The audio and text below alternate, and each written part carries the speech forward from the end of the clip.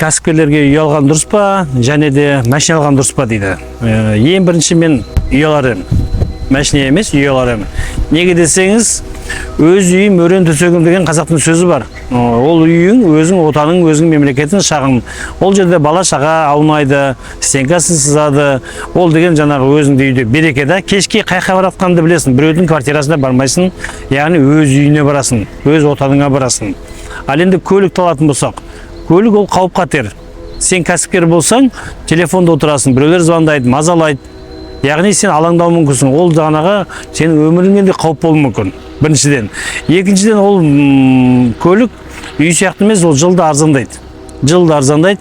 Мына ходовой көліктер болса, зорға деген өз бағасын ұстап тұрады. Бірақ основной көлік бұл арзандайды. Даже салоннан шыққан кезде ол автоматом 15-20% бағасын түседі. Ол бірінші мәселе. Енді өзім өмірімде, тәжірибемде мен неше түрлі көлік мініп көрдім. Audi C4 болды, девятка болды, 99 болды, Audi C4 болды, Audi 100 болды. Одан жайлап жаңағы танк алдық, Palisade алдық, Lexus алдық, XM алдық.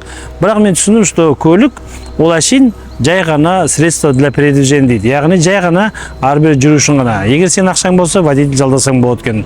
Жақсы көлігімен, то есть такси жалдасаң болады сені.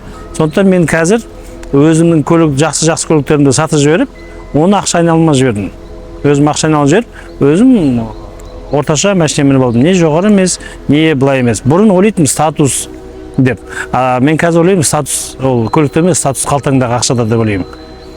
Сондықтан жақсы сөз бар ғой.